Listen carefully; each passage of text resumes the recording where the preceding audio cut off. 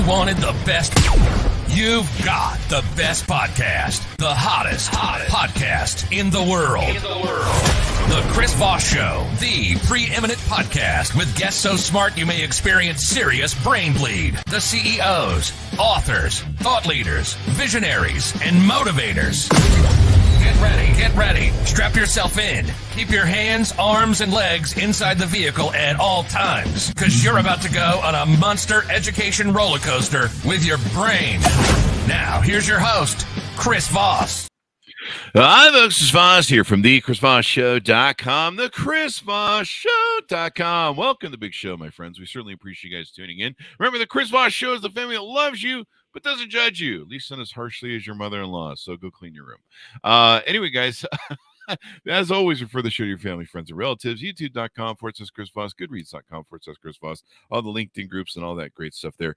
We have an amazing journalist and author on the show with us today. He's going to be talking about his newest book called The Secret Files: Bill de Blasio, the NYPD, and the Broken Promises of Police Reform. Michael Hayes is on the show with us today. It's about his amazing new book. It'll be coming out February 21st, 2023. You can pre-order wherever fine books are sold. Stay away from those alleyway bookstores. It's a great way to get mugged when you're trying to buy a book. I'm just kidding. I'm sure they're nice. Anyway, guys, Michael Hayes has reported on the policies and practices of police departments in America, covering major criminal trials across the country, including the death penalty cases of the Boston bomber and Charleston church shooter Dylan Roof. He's written about everything from mass shootings to presidential elections. In 2019, he was named a finalist for the prestigious Livingston Award for Young Journalists and Deadline Club Award for his investigative journalist reporting on the NYPD's secret disciplinary files. Michael's work has been appeared in a wide range of outlets, including ProPublica, BuzzFeed News, HuffPost, The Appeal, Gothamist, CNN, and WNYC. Michael grew up in New England and went to college at Fordham University in the Bronx, New York. He lives in New Jersey with his wife, Ryan, and their two sons, Caleb and Elliot. No dog, no cat there. Michael, what's going on?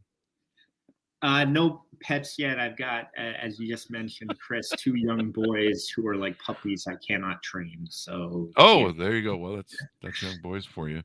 But yeah, it's funny because some people put their dogs or cats or whatever their animals are in their bio, and sometimes it's kind of interesting. I think we had an author one time raising a raccoon. Welcome to the show, Michael. Congratulations on the new book, my friend. Thanks so much for having me. Thanks for that incredible intro. That was awesome. Well, it was your bio. It wasn't mine. So that was there. Anyway, give us your .coms wherever you want people to look you up on the interwebs and find out more about you. Sure. So I have a personal website, michaelhayes.bio, and you can find me on Twitter. Just my name, Michael Hayes. There you go. So what motivated you to write this book, Michael? We'd like to hear it from your words, if you would, please. Sure. So as you mentioned, I did a lot of reporting a couple of years back on the NYPD's secret disciplinary system. And when I got the opportunity to write this book a couple of years after that initial round of reporting, I thought it sounded like a good opportunity to see how they've been doing since we revealed some unkind facts about how they've been running their disciplinary system. And the book is titled The Secret Files: Bill de Blasio, the NYPD, and the Broken Promises of Police Reform. And, you know, that really, in a nutshell, describes what I found, broken promises. After Eric Garner was killed in 2014, police accountability in New York City really became the issue for the de Blasio administration. And that happened in no small part because the mayor himself said that he would use this tragedy to transform the NYPD into a department that was more transparent and accountable to New Yorkers. And what I found is that because of politics, the awesome power of the NYPD, the city fell short and continues to do so when it comes to holding police who commit the most egregious misconduct accountable for their actions. From a 30,000 view, and this is your beat, I mean, you cover this a lot. Why is it we can't get this fixed? I mean, we've just seen the recent I would call it a murder, in my opinion, of Tyree Nichols, of the four Memphis police officers beating him to death. Why can't we get a handle on this? Is it politics? Is it people don't care what happens as long as it's on their backyard, or why is it? That's a really good question, and one I get all the time after the latest tragedy. People like to ask, is anything good gonna happen here? And I've been known to be cynical about it and to say, some of these levers of power, specifically the police unions, are too powerful, and really reform needs to start there if we're ever going to have major change. I will say that another thing I found while doing this book, and I hope it comes through when people get a chance to read it, is that there really is a story of hope here in terms of how activists can coalesce and get something changed.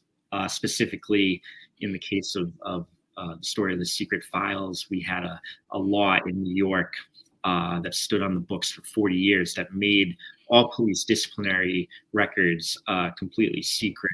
And after George Floyd was killed in 2020, the New York State legislature repealed that law, but it didn't happen overnight. It was really thanks to a decade-long fight by these networks of activists in New York that are mostly led by Black and brown women who have had their sons and loved ones killed by the police.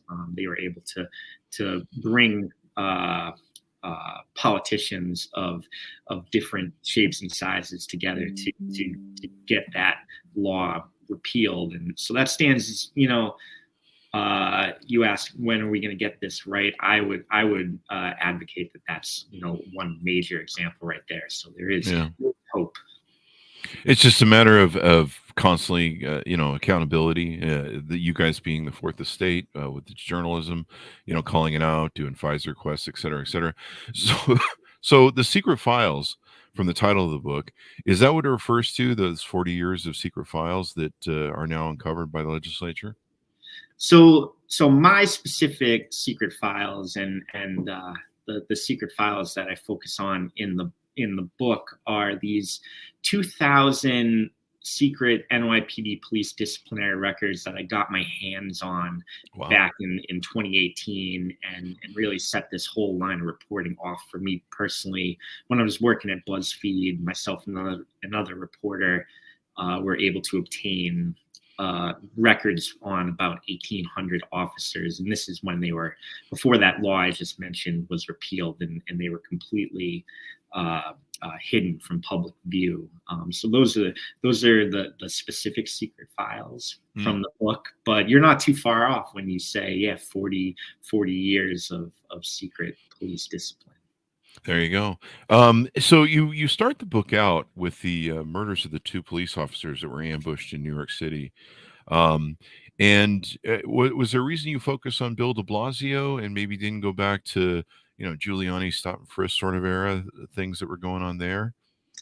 So I do flick back to the Giuliani years, even more prominently in the book. Flick back to the years of Mayor David Dinkins, who was a major mentor for Bill de Blasio. He worked for Dinkins, and he really started his rise in New York City politics during the Dinkins years. But I wanted to focus on this most recent era because, as I said on the top, I really believe that it was a moment in time where police accountability and police reform was the issue in New York during those years. Yeah, I mean the issues. I mean, you go back to Serpico and the 70s. I mean, it just seems like a clown car, never-ending problems. I know the unions, the power of the unions, and of course the voting power. Getting the endorsement to become mayor and stuff was an issue. I remember, and I believe you talk about in your book. I remember when Bill de Blasio first took office. Him and the police department were at odds. In fact, wasn't there one of his first meetings? Didn't they all turn their back on him? Or am I thinking of someone else? So yeah, just to clean that up a bit, you're not too far off there, Chris. You mentioned the murders of officers Ramos and Liu. Those happened in December of 2014. So about 5 months after Eric Garner was killed, and this all happened in the first year that de Blasio was in office. And I really wanted to write about these early events to convey just how much he had on his plate in terms of policing from the onset of his administration. But to go back to what you were saying about when the officers turned their back on him, that happened on 3 occasions that week, or in the few weeks after those officers were killed. The first time being at the hospital that night as the mayor was showing up with his police commissioner to meet the families, to get an update on the officers' condition. Just really the first time that Mayor de Blasio was thrust into the chaos of that situation. As he's walking the halls of the hallway, several officers led by police union president Pat Lynch literally turned their back on de Blasio, and which got a lot of press in New York City. And fast forward not to about a week later, at the first funeral for one of the officers, I believe it was Officer Ramos's funeral that happened first, thousands of officers in the street who were watching the mayor speak on a jumbotron inside the church during the services turned their back on the jumbotron and ostensibly turned their back on the mayor. And the same thing happened yet again at the other officer's funeral, which is interesting because between the 2 funerals, the commissioner of the NYPD, Bill Bratton, came out and said, "Don't do that again." And again, led by the police unions, the officers decided to send that message for literally a 3rd time in a week. Wow. And it seems like, these police unions and police standards, you hear about these police officers that can be disciplined or do something very heinous. They get fired from a police department, and then they can just go down the block to the next city police department and easily get picked up. I imagine because they have experience in the job, but still the disciplinary measures they got someplace else they can just hop from city to city. They're almost kind of like Catholic priests where they just move them around, and is pedophile, okay, well, put him over there in Philadelphia or something. It's kind of interesting, the laws and the protection that they have. And but then again, you have is a factor the fact that people don't want to actually do something. They actually just kind of throw to the police to clean up the mess, and they just, as long as it's not in my backyard and I don't have to deal with it, clean up the riffraff, or that's their thinking, is that let them handle the dirty parts of whatever humanity to clean up, people that are maybe homeless and stuff like that. We've seen all this stuff going, and I'm not saying that. I'm saying there's kind of this attitude of as long as it's not my backyard, I don't care what happens, sort of thing. I don't know. That's an interesting point. Another interesting point I think you allude to there is this attitude of throwing things to the police and our expectations of what the police should be left to deal with. And I would argue that a big reason that is such a pervasive attitude in society is that a lot of leaders talk that way. Give you a current example. The current mayor of New York City, Mayor Eric Adams, has been very vocal about the need to be tougher on crime, the need for more police and more tougher police tactics in order to deal with, as he perceives it, just rising rampant crime. So when you have somebody in a position of power talking like that, and not just in his speeches and press releases, you can go on cable news and promote that message any day of the week. It trickles down through society, and I think in a way it does a huge disservice to police, because it just it makes their job probably harder than it should be. Definitely. I mean, you talk about that in your book, the election of Mayor Adams and his sort of hard line. You know, a lot of these politicians, they love that, banging on that thing. We've had a lot of authors on that have talked about, you know, starting with Nixon and through Reagan, the rule of law, quote unquote, sort of attitude. And like I mentioned earlier, you know, there was discussions after George Floyd about how, you know, maybe we need to rework the police. Maybe the police shouldn't be showing up for homeless people and other social ills that maybe a psychiatrist should be showing up for. And, you know, it doesn't seem like that got very much traction. You know, you're seeing the fallout of a very liberal DA in San Francisco, and how crazy that's gotten out of hand. I have friends that live in San Francisco.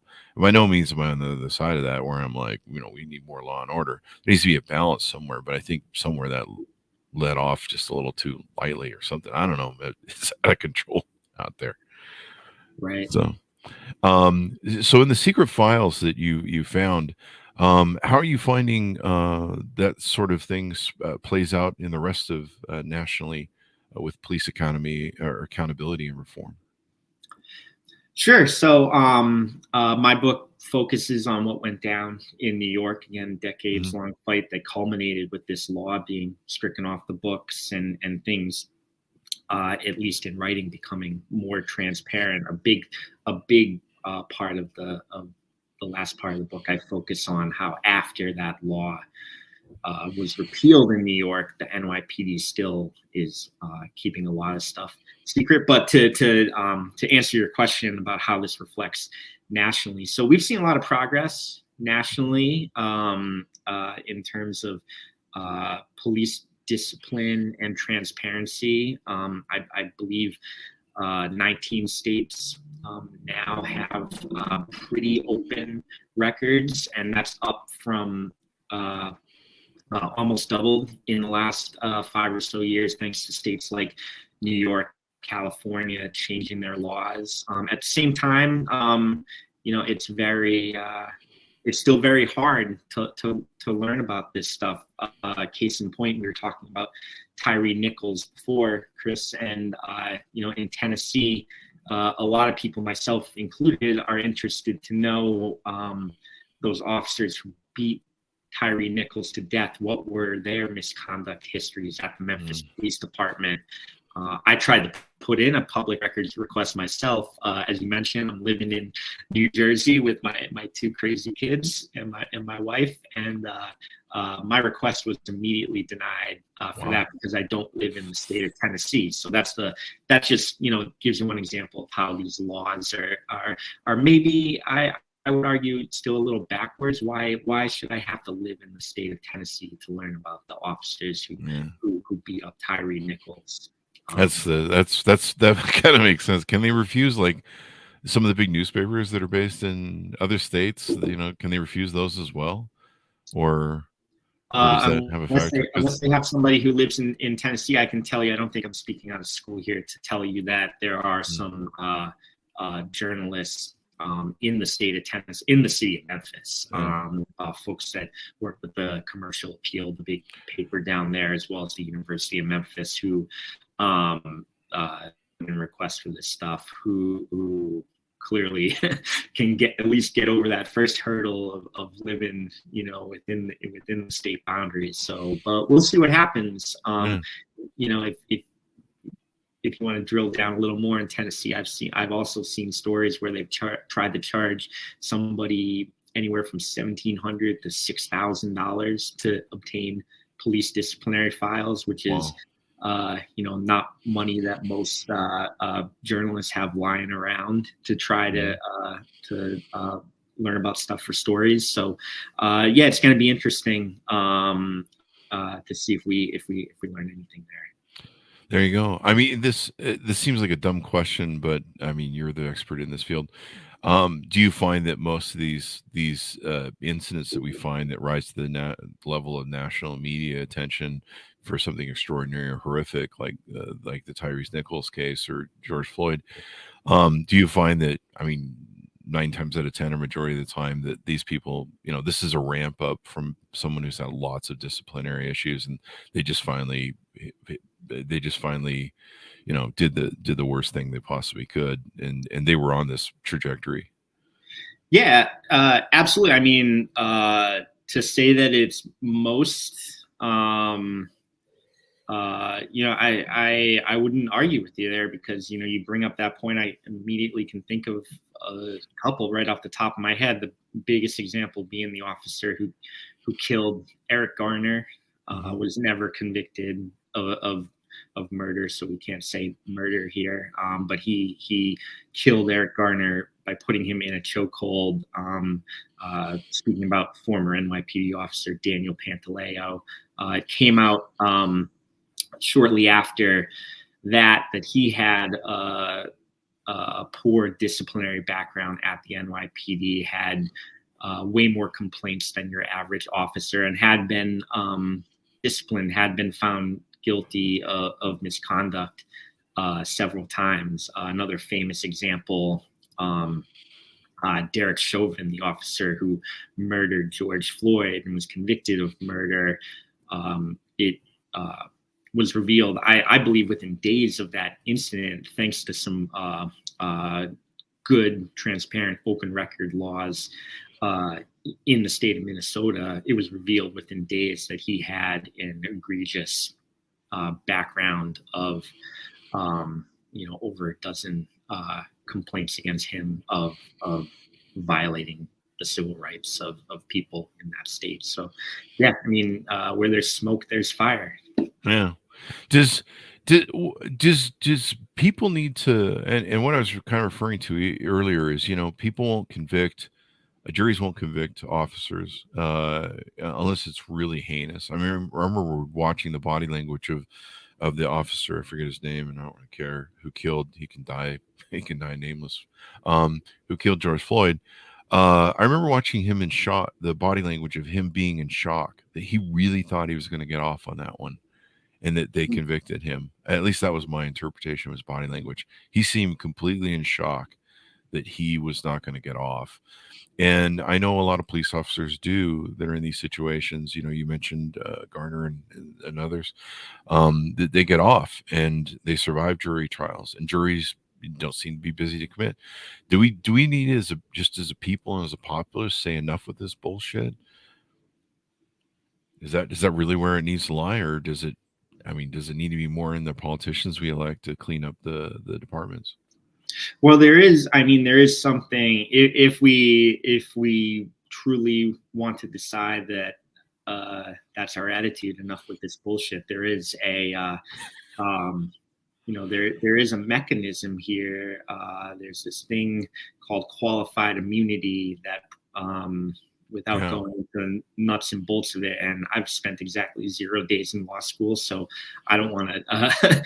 You're better off asking a lawyer to give you the 45-minute version. I'll just say that this is a law that really does exactly what it says it does. It provides immunity for officers when something tragic happens on the job, and it makes it at the federal level, it's a tremendous hurdle to bring criminal charges against officers. I will say that, and I write about in the book, and this was another big reason I wanted to do this book. The handful of NYPD killings that I write about in the book, I follow the civil cases in every one of those instances, and it's no exaggeration to say that if your loved one is killed by the police, at least in New York City, you're going to spend a decade fighting in a civil case,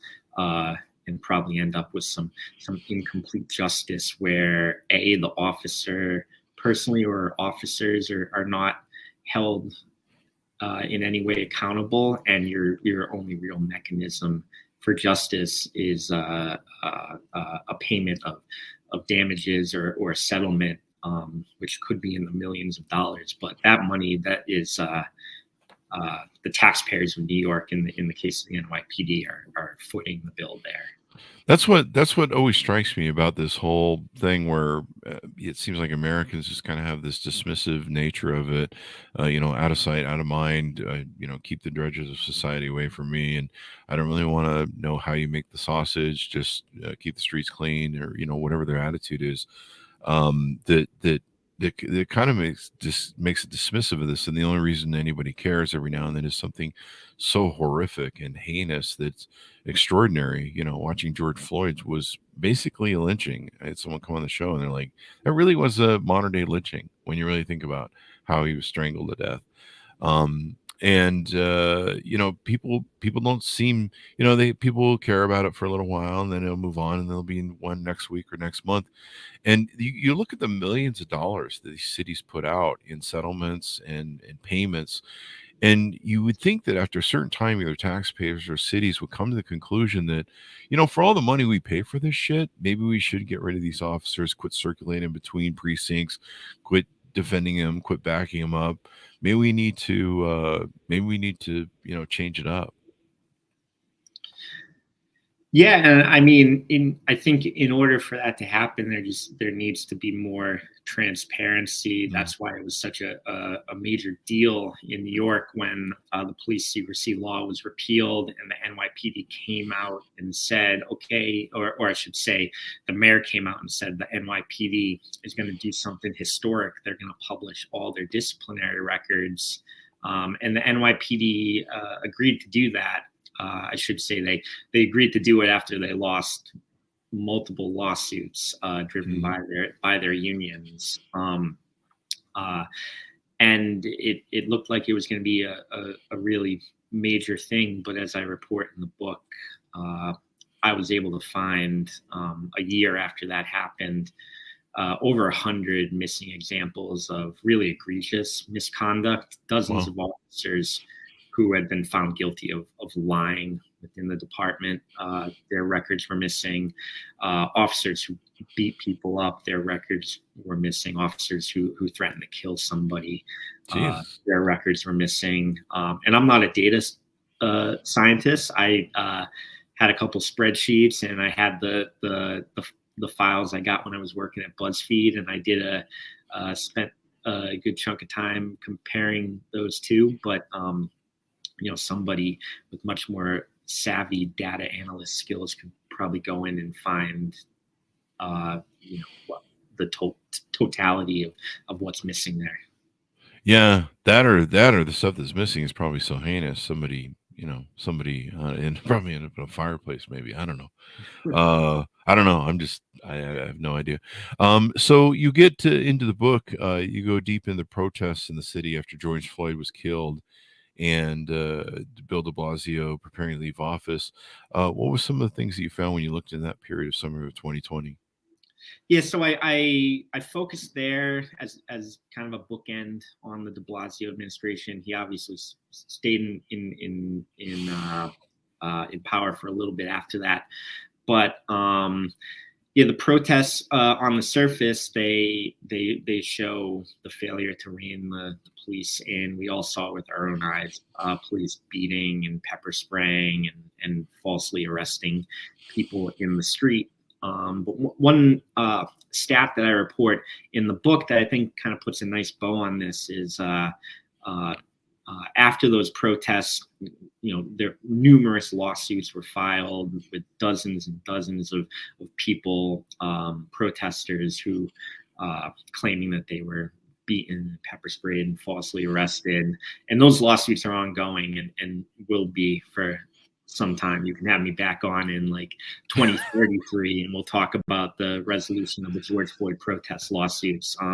But one thing I was able to find in my reporting was that at the very end of the Blasio administration, they settled with more than 200 people, 200 protesters who claimed to have been beaten or had their civil rights violated in other ways at the protests. Did you see settled out of court and mm-hmm. Yeah, sure, go ahead. Sorry about that. The audio broke up and I thought you were finished. Did you see, we've talked a lot about racism since George Floyd's murder, and had a lot of authors on with books about everything, and kind of the whole world of how we got here through the history of this country. Did you see a factor going through the secret files of rampant racism, or are these cops that are just they're just out of control at every level? They don't have any regard for maintaining the integrity that they want to espouse on everyone else. That's really interesting. I mean, certainly there have been reports that came out that I do talk about in the book. The big one that comes to mind, and this kind of speaks to another other side of the accountability debate here, and whether the oversight is really working. So at one point during late in the de Blasio administration, a report came out on racial profiling and the NYPD, and the city found that that there had been thousands of complaints of racially biased profiling against the NYPD, and in not a single case of those over 2,000, I believe, that the NYPD internally investigated, did they find the officers at fault. So, I mean, we can talk in theory. Is the NYPD racist? Are there racist NYPD officers? Theoretically, there must be, but beyond that, those statistics right there speak for themselves. That at least internally they don't view it as an issue, which is really quite concerning. I don't see how you could have over 2,000 complaints on the issue of racial profiling and not a single one resulting in Do you have any thought? Do you have any thoughts on, does the internal, I forget what they call the internal police that investigate the police, or supposed to investigate the police? Internal Affairs Bureau. Internal Affairs Bureau. Do they need to make that more citizen based, where there's a maybe half and half, where citizens give some oversight to that? Maybe would that help, or would that make a difference? So New York, in fact, has one of the most it's probably the most well-funded citizen-based review boards of the police in the country. This CCRB, the Civilian Complaint Review Board, and I believe their funding is well over $20 million annually at this point, and they have a lot of oversight. Their oversight has been kind of beefed up recently too. The types of cases and number of cases that they have purview over. However, it's been a long-standing criticism about that organization, that it's a toothless operation that doesn't really have much power. Case in point, in any case that the CCRB investigates, the commissioner can come right in and not just overrule them on disciplinary matters, like their like penalty conclusions. The commissioner can come in and straight up take the case away from them at any point, which is it just speaks to the awesome power of the police brass and the people at the top of the NYPD when it comes to the oversight there. So yeah, I mean, it'll be interesting to see if that's something that folks want to strengthen more in the years to come. There you go. There's the I don't know, you call it a weapon, I suppose, that the Justice Department uses to do these agreements with cities and counties and I guess states that have problems. I forget what they're called. We had the writers come out at night about the Oakland corruption, and Oakland is one of the cities who's been, what do they call that thing that the Justice Department does, where it's called a consent decree. There you go. Yeah. There you go. Does New York need a consent decree from what you researched, or or are they under one? I'd be interested if the Memphis Police Department was under one that killed Tyree Nichols, in my opinion. Yeah, they are not under one right now, and my understanding is that that was a pretty well-oiled machine at the Justice Department during the Obama years, and when Trump was in office, he pretty much shut it down, and the credit for that goes to I believe his first Attorney General, Jeff Sessions. They just blanket decided that they weren't going to do that sort of thing. Yeah, consent decrees. There's a lot of debate on both sides. Yeah, that I would say Oakland is an interesting example. An even more interesting example is Baltimore. And if you want to learn very quickly about sort of the challenges that folks inside the Justice Department face when they try to come in and do internal investigations, I would say go watch We Own This City on HBO, or better yet, read the book. But yeah, it's it tends to be a long, arduous, bureaucratic path that a lot of departments resist, and makes it very hard to enact real change. I'm cynical that anything like that would work with the NYPD, frankly. Yeah, it's kind of interesting how they've been around. Oakland has the longest running one, to my understanding, and they don't seem to really bring the reform that you're supposed to. It's just, it almost seems politics when it comes down to it. Do you think that's a good question? Do you think more about this is just about politics? I mean, mayors have to get usually, go after union votes or police votes or union endorsements to get elected and stuff. Is that one of the problems? These unions just have way too much power. They do. They have. It's an awesome power, but and anyone who's listening to this, who's shaking their heads and saying the police unions have too much power and feels discouraged by that, I encourage you to check out the book. And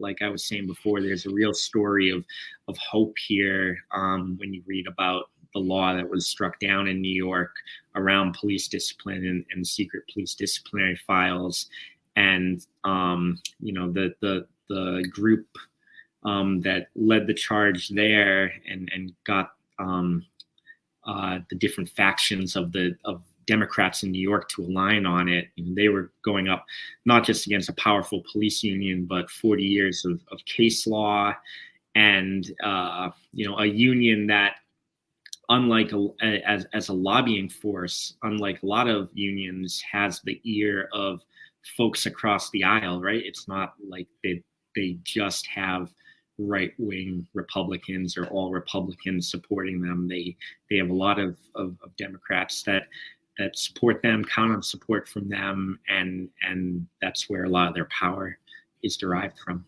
Yeah, it's interesting. I giggle a little bit because it's so hypocritical, all the stupid stuff we do. I mean, I was talking about the Tyree thing, and I said, you get the government, you get the politicians, you get the police force that you vote in and you support. I mean, until more of these police officers see that, courts are going to uphold, juries are going to put them in jail, hold these people accountable. Until they see that, there's not going to be much change. And so people have to give a shit. They have to care about what's going on in their backyard. They can't just be dismissive of like, well, let the police deal with whatever, and as long as I don't have to deal with it. No, this is part of your world and how you make a difference. And you see people, they don't care about what happens until it happens to them, sort of attitude. I don't know, is there a thing for that? I don't care about anything until it happens to me. And maybe there's a thing there. But it's excellent reporting, man, and I'm glad you covered the beat, because your book and other things like this that bring transparency is really important, so that we can really understand more of what's going on and get more opportunities to resolve these issues. Yeah, thanks so much for saying that, Chris. I don't plan on stopping anytime soon, so Mhm. it's encouraging to hear that you like what I'm focusing on.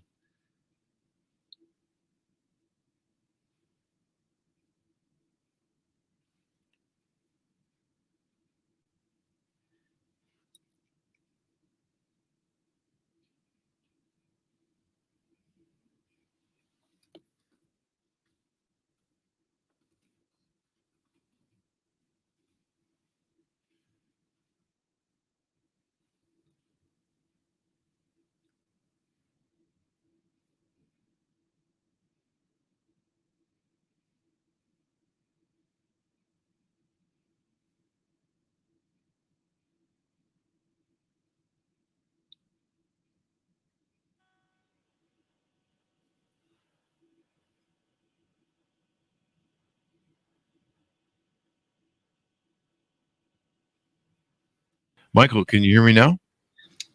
Yep, I got you back. All right. Sounds good. We'll be doing some editing, it looks like. So anything more you want to tease out of the book before we go? No, so just the book is called The Secret Files, Bill de Blasio, the NYPD, and the Broken Promises of Police Reform. And I like to say it's one part searing cop drama, one part in education and how police reform politics went down in New York. So if that's something that interests you, you should go out and pick one up. There you go. There you go. The more you know, the more you know. Thank you very much, Michael, for coming on the show. We really appreciate it. Thanks for having me. There you go. And thanks, Mountis, for tuning in. Go order the book wherever fine books are sold. The Secret Files, Bill de Blasio, the New York PD, or the NYPD, I should say, and the Broken Promises of Police Reform. It's available February 21st, 2023 by Michael Hayes. And pick it up today. Thanks to tuning in. Go to youtube.com/Chris Voss, goodreads.com/Chris Voss. I'll go some Facebook, LinkedIn, all those crazy places the kids play today. Thank you for being here. We'll see you next time. Bye-bye.